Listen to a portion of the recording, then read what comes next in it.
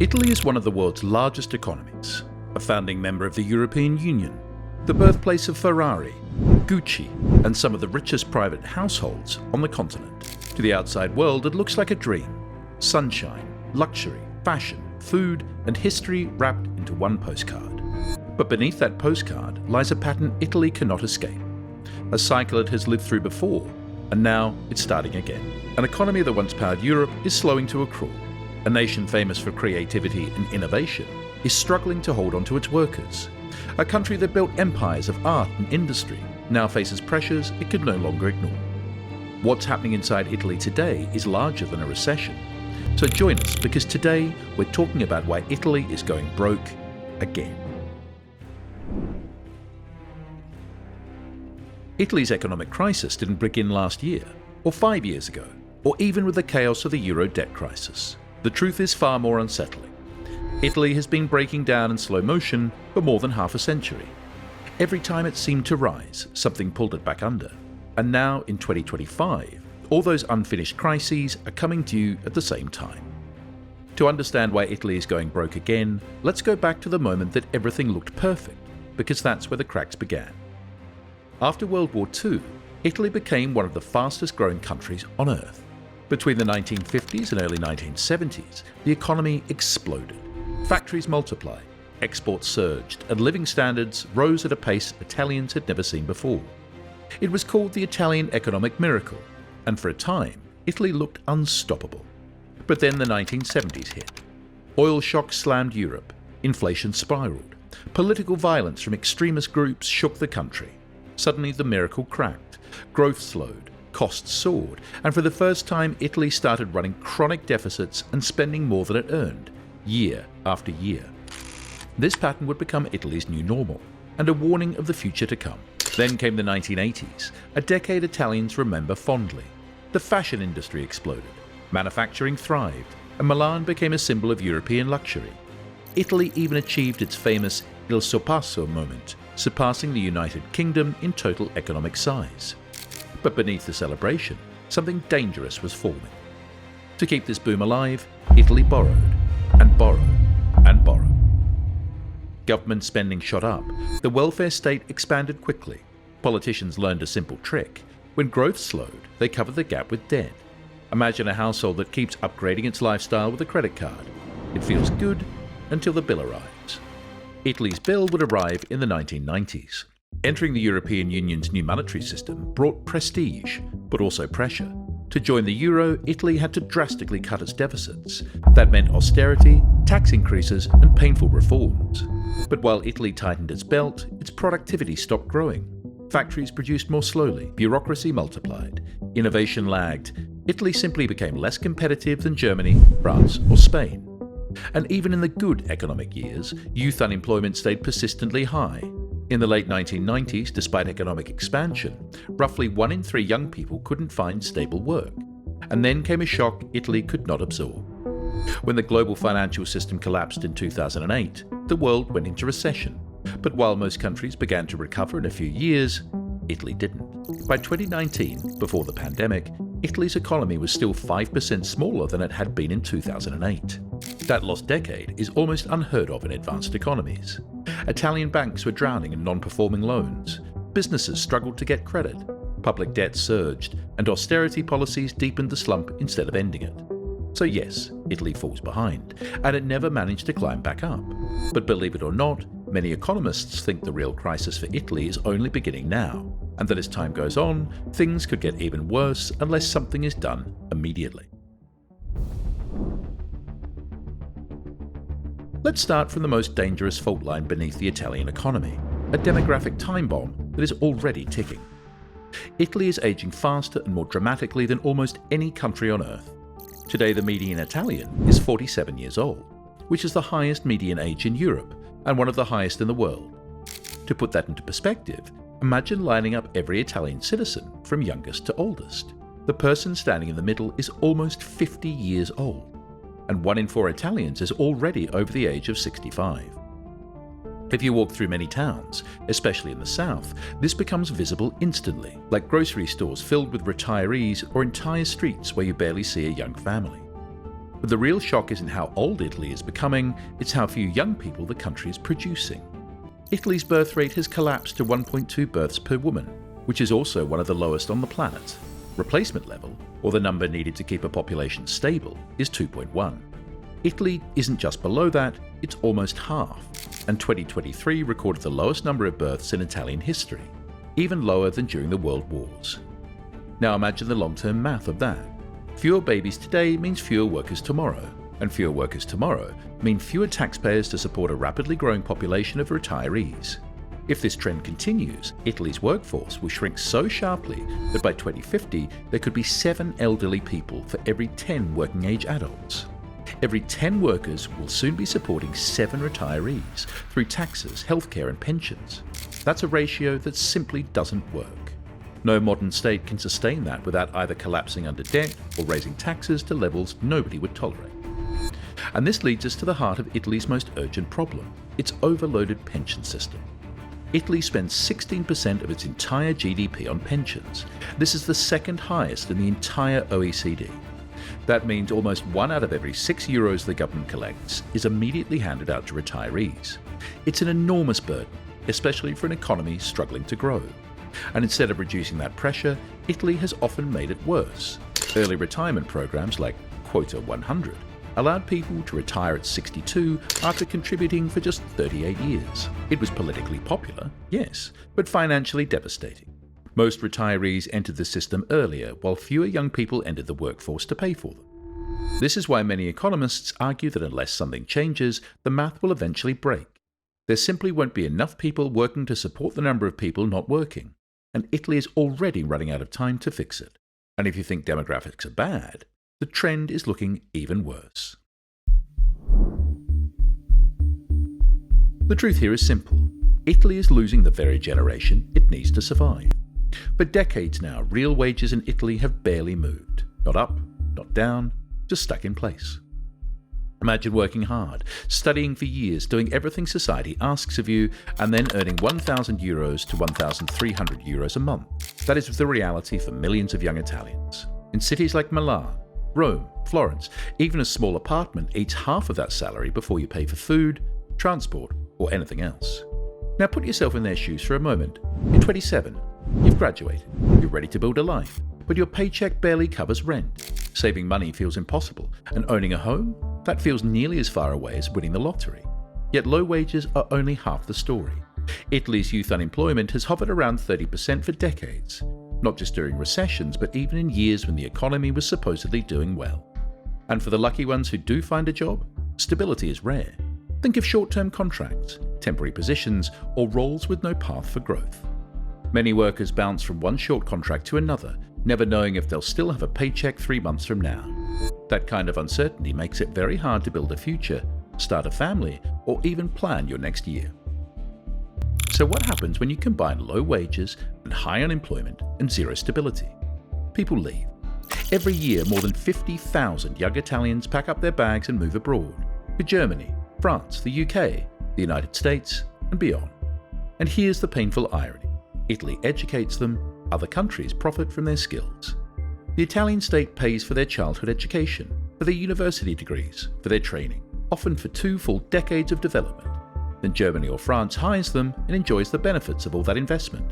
This creates a loop that becomes harder to break every year. Talk to young Italians today and many will tell you the same thing. I love my country, but I can't build a life here. Their decision isn't driven by disloyalty, it's driven by reality. Italy's future depends on its young workers, yet those same workers often feel they have no future inside Italy. And so the people who could save the country's economy are choosing to save themselves instead. But losing young talent is only half the story. The people who stay face a completely different battle. If you want to understand why Italy stopped growing, you have to look at the engine under the hood: productivity. Everything we've covered so far becomes even clearer once you see how slowly that engine has been moving. For the last 20 years, Italy's productivity has increased by only 0.2% per year. That means that an hour of work in Italy today produces only 4% more than it did in the 1990s. Imagine running a business where your output stays almost the same for decades, while your costs rise every year. This is the environment Italian companies face, and it shapes everything from wages to competitiveness. Now let's look at the structure of Italy's economy. About 99% of Italian companies are small or medium-sized enterprises, often family-owned. This model helped Italy thrive in the 1980s. Small firms could adapt quickly, respond to niche markets, and build world-famous craft. It worked well in the age of flexible specialization, but global competition changed, and this model did not keep up. Today, many of these firms face the same set of obstacles. They are often too small to make the big investments that modern technology demands. Their resources are limited, which means scaling production or entering new markets becomes a slow and risky process. And when they try to compete with large foreign companies, firms backed by deep capital, advanced machinery, and global networks, they enter that race already several steps behind. This leads to a paradox that surprises many people. Italy is still the 7th largest manufacturer in the world. Yet inside these factories, much of the equipment is old. The methods come from earlier decades, and investment in innovation is low. It's like watching a professional athlete compete with world-class talent using equipment from 30 years ago. The skill is there, the tradition is there, the passion is there. The tools, however, belong to another era. Meanwhile, Italy's competitors move forward at full speed. Germany doubled down on automation and robotics. France built large corporate champions that could scale globally. Italy stayed in place because the economic model that once worked so well was never updated for a globalized economy, driven by technology and scale. But the real pressure point becomes clear when we follow the money. Who earns it, who spends it, and who controls where it goes. Behind every slow reform, every stalled investment, and every political argument in Rome, there is one number that sets the boundaries for the entire economy. Italy now carries a debt load equal to about 150% of its GDP, one of the highest ratios in the developed world.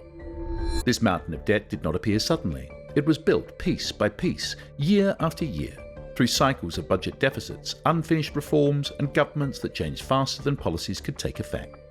Imagine carrying a backpack that gets heavier every decade until it becomes part of your posture, and even walking forward becomes an effort. Today, that backpack weighs 2.8 trillion euros. But the real story isn't the size of the debt, it's the cost of keeping it at bay. Italy pays nearly 90 billion euros a year in interest alone. That is money that could fund modern schools, new infrastructure, better hospitals, or innovation programs. Instead, it goes to bondholders just to stand still. It's like paying rent on a house you can never own. Now add the rules of the Eurozone. Italy cannot weaken its currency to boost exports. It cannot print money to escape a debt spiral. Countries outside the Euro sometimes use currency devaluation to regain competitiveness. Italy gave up that tool when it joined the common currency. The only path left is stronger productivity and deep structural reforms. Yet reforms struggle to survive long enough to work. And this leads us to the pressure point almost every economist mentions: political instability. Since World War II, Italy has gone through more than 65 governments. That means leaders change constantly, coalitions break apart, and long-term plans rarely reach the finish line. A tax reform begins, a government collapses, and the next cabinet rewrites it. A pension adjustment is passed, protests rise, and the policy is softened before results can appear. A growth plan is approved, but then early elections intervene. The result is simple: policies come and go, but debt stays. And that debt grows larger every time political paralysis blocks a solution. It becomes a cycle where every postponed reform adds weight, every short-term fix pushes the problem forward, and every year the interest bill demands more from the budget. So Italy today is not paying for mistakes made last year, or even last decade. Italy is paying for 40 years of avoiding hard decisions, 40 years of choosing temporary comfort over long-term stability. And the key question now is how long that pattern can continue. Because Italy's debt machine does not slow down by itself, it accelerates when growth stalls, when politics freezes, and when confidence weakens. The next problem sits in the space between Italy's formal economy and everything that happens outside it. And this is where things become even more complicated, because Italy is drained from both ends at the same time. Money escapes the system through the shadow economy, while bureaucracy slows down anyone who tries to work inside the system. It is like watching a country push the brakes and the accelerator at the same time and wondering why the engine starts to smoke. Italy's shadow economy is among the largest in Europe. Some estimates place it at up to a quarter of Italy's entire GDP. That means a significant share of work, services and transactions never enter official records. They produce income, yes, but income that never reaches the tax system. For a country with high public debt and slow growth, this becomes a deep structural wound. When a quarter of the economy stays off the books, the state loses billions that could fund schools, infrastructure or digital modernization. It also means honest businesses pay more because they carry the tax burden that others avoid. This creates an uneven playing field where those who respect the rules feel punished for it, and that frustration becomes fuel for even more informal activity. In some regions, especially in the south, criminal networks take advantage of these gaps and shape the local economy. But while the shadow economy drains the system, the other side of the problem slows it down. Italy's bureaucracy is famous for its complexity. Opening a simple business can take months. Every step requires forms, stamps, signatures, and visits to multiple offices. And these offices often still rely on paper documents and outdated procedures. For many entrepreneurs, especially young ones, the process becomes overwhelming before they even begin. Imagine wanting to start a bakery, a tech startup, or a small workshop. You prepare your idea, your savings, your plan, but before you can earn a single euro, you meet a wall of procedures. When progress depends on signatures that move slowly or offices that only work limited hours, every day becomes a negotiation with the system itself. And this slow pace has consequences. The more complicated the official path becomes, the more people turn to unofficial ones. Not because they prefer it, but because they see no other way to survive. Bureaucracy becomes the trigger for the very shadow economy that weakens the state. Foreign investors notice this too. Italy is not a poor country. It has a strong manufacturing base, great engineers, world-class brands, and massive export potential. Investors admire these strengths, but they hesitate when they encounter the reality of Italy's administrative system. Innovation suffers. When a startup needs months just to register, when research centres wait for approvals, when manufacturers face long days for simple permits, creative energy fades. Many great ideas lose momentum before they ever reach the market. And while other countries attract investors with streamlined systems and digital bureaucracy, Italy continues to rely on processes designed decades ago. The result is an economy where part of the activity runs underground, while the official economy moves slowly through layers of paperwork. One side avoids the rules entirely, the other gets trapped inside them, and both forces push Italy away from growth and deeper into stagnation. So the question is simple. Can Italy still save itself? Only if its reforms can match the scale of the crisis. Without that, the Italian economy stays trapped between its past glory and an uncertain future. A beautiful postcard sitting on a fragile foundation. A country wealthy enough to avoid collapse, yet rigid enough to resist real change. And that leaves us with one final question. How long can a nation stay standing when its future generations have already started walking away?